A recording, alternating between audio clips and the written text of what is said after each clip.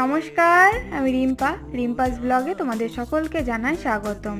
আজ হচ্ছে 21শে ভাদ্র আর পার্ট 2 এর মিনি ব্লগটি। আগের ব্লগটিতেই বলেছিলাম মাঠে বসে আমড়া মাখাগুলো খেতে ইচ্ছে করছে আর তার সাথে কদ পেরে মেখে খাবো।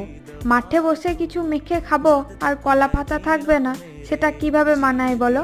তাই আমি একটা কলা পাতা কেটে নিয়ে চলে এসেছি। কলা পাতাটা ভালো মতো ধুয়ে আমড়া মাখাটা তাতে রেখেছি। আর একটা আমরা থেতো করে নেব। এই বিলেতি আমড়াগুলো থেতো করে মাখা করলে না সত্যি দারুণ লাগে খেতে। চাইলে তোমরা একবার টেস্ট করে দেখো, দিয়ে আমাকে কমেন্টে পরে জানিও। আজকে আমড়া মাখার সাথে সাথে বাতাবি কয়েদ কোনোটাই আর বাদ রাখবো না ভেবেছি।